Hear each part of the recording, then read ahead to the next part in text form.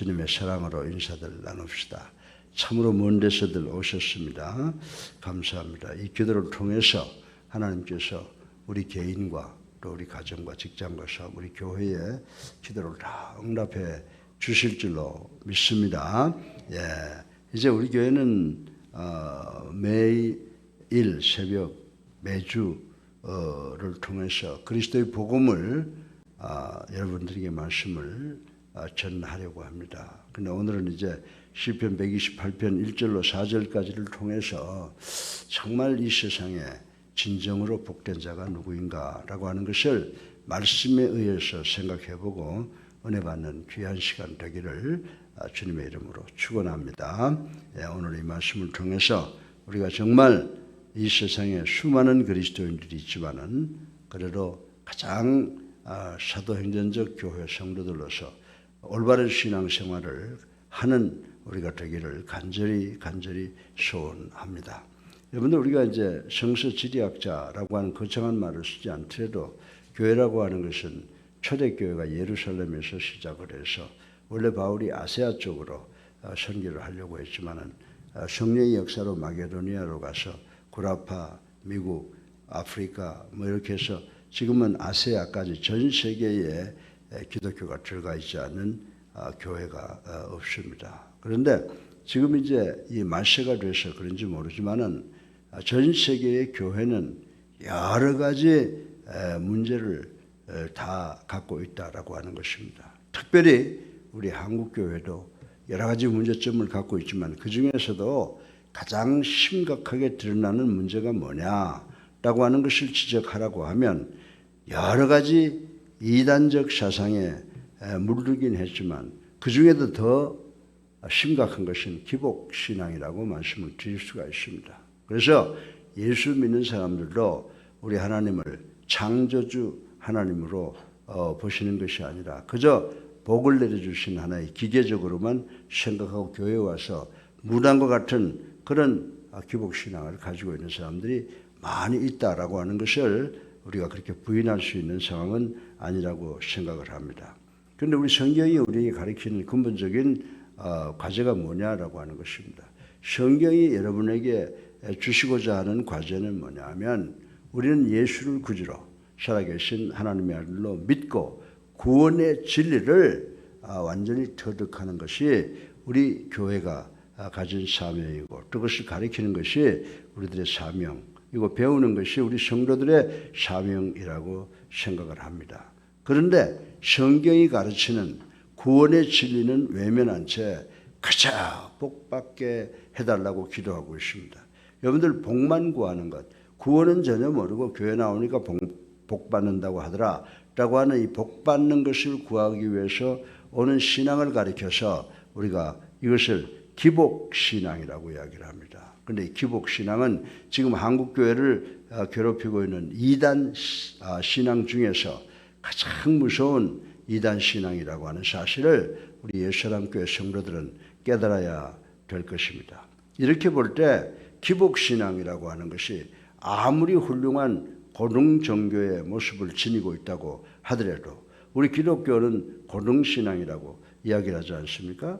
우리가 고등정교의 모습을 가지고 있다라고 하더라도 이 기복신앙은 저급한 신앙으로 우리를 떨어뜨리게 되고 신앙이 아닌 그런 하나의 설이 되고 마는 것입니다.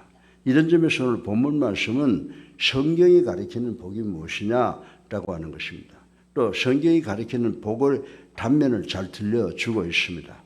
그런데 여러분들은 이미 저한테 여러 번 들어서 아실 줄로 믿습니다. 그렇다면 다시 한번 우리가 생각해 본다고 하는 의미에서 성경이 가리키는 정령 복된 자는 누구냐라고 하는 것입니다. 제가 늘 말씀드리죠. 기도할 때도 사용하죠. 여호와를 경외하고 여호와의 도를 지키는 자가 복이 있다. 그 다음에 손이 수고한 대로 먹는 자가 복이 있다. 그리고 온 가족이 기독교화된 가정이 정말 복된 가정이다 라고 하는 것을 제가 여러분들에게 이미 누누이 말씀을 드려서 우리 예수님께 성도들은 잘 알고 계시는 줄로 믿습니다. 그러면 첫 번째로 오늘 설교, 새벽 설교의 첫 번째로 진정으로 복된 자는 누구입니까? 예. 쉽게 말해서 성경 진리를 실천하는 사람들이다.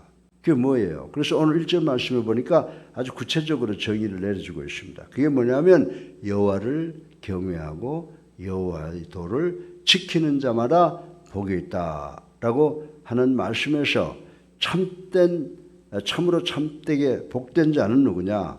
여호와를 경외하고 여호와의 도를 지키는 사람이다. 그럼 여호와를 경외하는 건 뭐냐? 경외라고 하는 말에 원어로에 들어가 보면 하나님을 두려워하고 하나님께 예배드리는 자다. 그리고 도를 지키는 것은 뭐냐? 도는 우리가 하나님의 말씀에 순종하는 것이다. 이렇게 말씀을 하고 있습니다. 따라서 정말 성경이 가르치는 하나님의 진리를 그대로 실행하는 자들이 복이 있다. 그래서 제가 여러분들에게 말씀이 말하는 것은 말하고 말씀이 잠잠한 것은 잠잠한 교회입니다 라고 하는 것을 강조하고 있습니다. 사랑하는 여러분, 하나님의 말씀을 듣기만 해서 귀가 큰 자가 아니라 그 성경 말씀의 진리, 여호와를 경외하고 여호와의 도를 지키는 그 진리를 자기 삶에서 진실하게 실천하는 자가 복이 있다라고 성경은 우리들에게 가르쳐 주고 있습니다. 사실 성경은 진정한 복이 어떤 것인가를 여러 가지 면으로 설명하고 있지만 그 중에서 성경이 가르치는 진리를 실천하는 복은 전체 복을 기독교인으로서 받을 수 있는 전체 복을 포괄하는 복이요 또 그 핵심이 되는 복이라고 말씀을 드릴 수가 있는 것입니다. 여러분들 예수님께서요 복음을 전하실 때 한 여인이 너무나 신실하게 말씀을 믿는 것에 감동하여 그분의 어머니를 가리켜서 뭐라고 칭찬했어요? 그 사람을 가리켜서 칭찬한 것이 아니라 그분의 어머니를 가리켜서 칭찬했습니다. 그 말씀이 누가복음 11장 28절에 기록되어 있습니다. 오히려 하나님의 말씀을 듣고 지키는 자가 복이 있느니라 라고 예수님께서 말씀을 했습니다. 그렇습니다. 복음, 예수를 나의 구주로 살아계신 하나님의 아들로 믿고 영접하고 세례받아서 구원받는다고 하는 이 복음, 그 진리는 우선 우리가 들어야 돼요. 네 믿음이 들음으로서 난다고 그랬으니까 우리가 듣는 것 굉장히 중요합니다. 그래서 이 목회자들이 중요한 거예요. 목회자들이 성경 진리를 가르쳐야 되는데 그렇지 않고 세상 철학이나 세상 이야기 하다가 마치는 경우가 많이 있지 않습니까? 예. 복음과 진리를 우선 듣는 것도 중요하지만 그대로 실천하고 말씀에 순종하는 일은 더욱더 중요하다라고 성경은 이야기를 하고 있습니다. 그래서 우리 어떻게 해야 될까요? 하나님을 경외하고 하나님의 도를 지켜 예배와 말씀에 충실한 자가 되는 것이 이 세상에서 가장 복된 자다. 이거 제가 말씀드린 게 아니에요. 요한계시록 1장 3절에 보면요. 이 세상에서 말씀을 듣고 실천하고 하나님께 예배 드리고 말씀에 순종하는 자는 복이 있다고 말씀했거든요. 우리 예수랑교회 성도 여러분, 그런 성도들 되시기를 주님의 이름으로 축원합니다. 둘째로 성경이 말하고 있는 복된 자는요. 자신의 손이 수고한 대로 먹는 자다. 이렇게 오늘 본문이 직접 이야기를 하고 있습니다. 본문 2절에 보면 내가 내 손이 수고한 대로 먹을 것이다. 내가 복되고 형통하리로다 라고 말씀했습니다.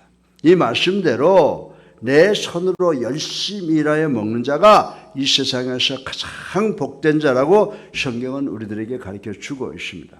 인간의 타락상은요 여러 가지로 나타나고 발전하고 있지만 그 중에서 가장 큰 타락이 뭐라고 생각하세요? 저는 게으름이라고 이야기를 합니다. 게으름에 빠져 안일만 구하면서 살려는 것 역시 치명적인 타락상이라고 말씀을 드릴 수가 있습니다. 그렇기 때문에 지혜자는 잠언서 21장 25절을 통해서 게으른 자가 누구냐? 자기의 손으로 일하기를 싫어하는 사람이라고 정의를 했고 또 게으른 자에게 가서 야 기어다니는 개미한테 가서 그 개미를 보고 지혜를 받으라고 교훈하는 것이 잠언 6장 6절에도 나와 있는 것을 볼 수가 있습니다. 그리고 사도 바울이 데살로니가 후서 3장 10절을 통해서 데살로니가 전체 교회를 향하여 누구든지 일하기 싫어하거든 먹이지 말라고 했던 유명한 말이 있는 것을 우리는 기억을 해야 됩니다. 우리가 교회의 목회자로서 사역자로서 우리가 정말 하나님께 영광을 돌리는 일과 교인들을 바로 이끌어 나가는 일을 위해서 최선을 다해서 부지런해야 되는 줄로 믿으시기 바랍니다. 그런데 어떻습니까? 오늘 우리나라 사회 안에 참 걱정하는 일이 큰 걱정이 있어요. 그게 뭐냐면 대학생들이 대학을 졸업하고 나와서 직장을 구하려 하지 않는다는 겁니다. 뉴스에 나오더라고요. 그 소리를 듣고 나니까 가슴이 턱해요. 우린 어린 나이에 중국집 보이도 해보고 신문도 돌려보고 별 걱정을 다 하면서 어린 나이에 공부할 나이에 일을 쫓아다닌 적이 있는데 요즘 청년들은 살기가 너무 좋아서 그런지 대학 졸업하고는 직장을 빨리 잡으려고 하는 그런 경향이 없어진다라고 하는 걸 뉴스에 듣고 참으로 걱정을 했습니다. 사랑하는 여러분, 이 현실에서 우리 성도들은 진정 복된 자가 누구냐 하는 것을 깨달아야 되는 줄로 믿으시기 바랍니다.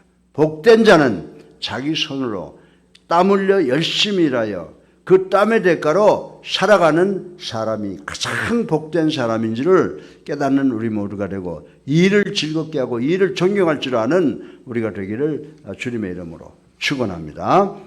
셋째로 마지막으로 진정한 복된 자는 누구냐?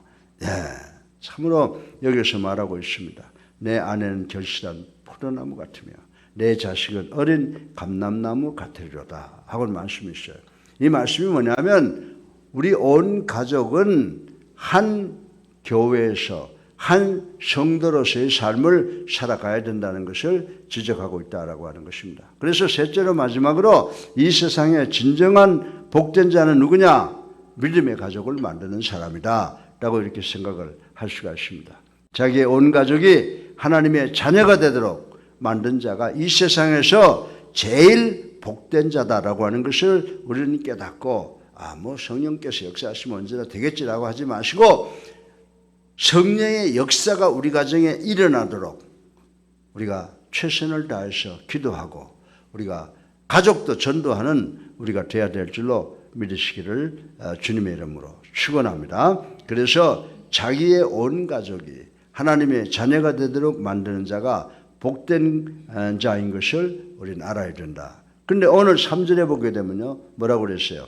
내 아내는 결실한 포도나무 같으며 내 자식은 어린 감람나무 같으리로다 라고 말씀했습니다. 여러분들 아내가 결실한 포도나무 같으며 자식은 감람나무 같다고 그랬거든요. 그런데 이 말씀은 뭐냐면 히브리 문화를 가르쳐주고 있는 거예요. 히브리 문화에서는요. 재산을 가리킬 때는 포도나무와 감람나무를 이야기하고 포도나무를 얼마나 가지고 있으며 감람나무를 얼마나 가지고 있느냐에 따라서 그 부가 결정된다라고 하는 것입니다. 그러면 왜 아내를 결실한 포도나무 같으냐? 아내는 가정의 재물이 될 뿐만 아니라 건강해서 출산을 해야 된다는 거예요. 그래서 그 결실한 포도와 같은 아내라고 하는 것은 그 가정의 안주인이 돼서 재물도 가져오는 그런 복이 있어야 되지만 자녀를 잘 출산하는 그런 안주인이 되어야 된다라고 이야기를 하고 있습니다. 그럼 감람나무는 뭔데? 감람나무는 이스라엘 백성에서 저 사람이 부자다라고 하는 그런 인사를 받으려고 하면 그 집에 감람나무가 몇 그루가 있느냐라고 하는 걸 결정한다는 거예요. 그런데 감람나무가 뭐를 상징하고 있습니까? 고귀한 거. 그래서 우리가 이스라엘 문화를 보게 되면 제사장이나 왕을 세울 때 어떻게 한다고 그랬어요? 감람나무 기름을 그 머리에 뿌리잖아요. 고귀함을 나타내는 거예요. 그리고 부자다라고 할 때는 뭐예요? 또 재물을 감람나무를 얼마나 가지고 있느냐에 따라서 부자가 되니까 감람나무가 많으면 부를 나타내는 거예요. 그리고 감람나무는 온 데 다 사용이 돼요. 심지어 치료제까지 돼요. 사람이 칼에 비면 감람나무 기름으로 갖다 바르거든요. 그러니까 이 감람나무와 같은 결실한 포도나무와 같은 아내는 재물도 되고 그 출산도 잘해서 많은 가족, 자식을 가두게 되고 그 자식이 감람나무 같은 것은 고귀한 존재, 재물적인 존재, 그리고 사회에 필요하는 존재가 되는 그런 자식들을 소유한 그런 가정이 곧 복된 가정이라고 이야기를 하고 있습니다. 그래서 저는 이 가정을 생각해 보면서 어떤 가정을 상상해 보냐면 여러분들 밀레의 만종이라는 거 있죠. 두 부부가 농사를 짓다가 해가 지니까 두 부부가 기도하는 모습. 그게 얼마나 행복한 가정이에요. 그게 얼마나 행복한 가정입니까? 그래서 우리 모두는 정말 내 가정, 내 남편, 내 자식을 위해서 간절히 기도해야 돼요. 이제는 21세기가 돼서 가족들이 다 떨어져 있잖아요. 우리도 자식이 하나는 미국에 있죠. 하나는 저 멀리 있죠. 그러니까 매일 기도하는 것이 그들을 위해서 기도하지 않습니까?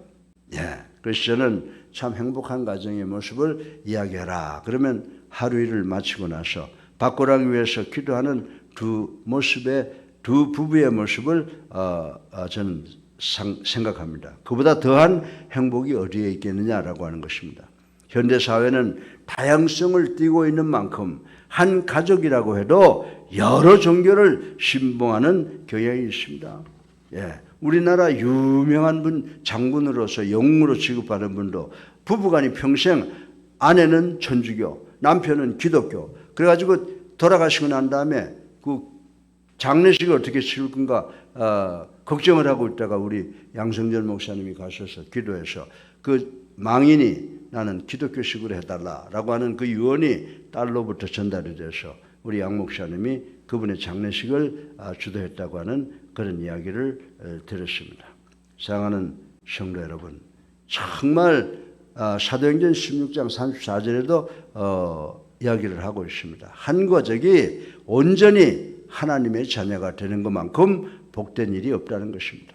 그러므로 우리는 가족 전체가 성도가 되도록 기도하고 전도하여 진정으로 하나님께서 인정하시는 복된 자들이 되시기를 주님의 이름으로 축원합니다.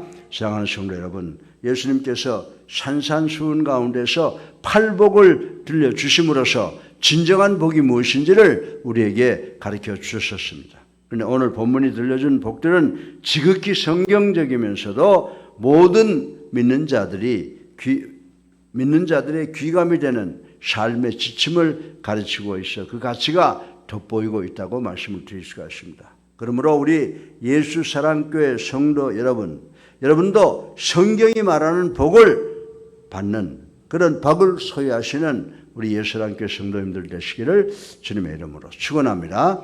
그래서 성경이 우리에게 가르치는 진정한 복이 첫 번째 뭐라고요? 여호와를 경외하고 여호와의 도를 지킨다. 진리를 지키는 것. 두 번째는 게으르지 않고 열심히 일하는 것.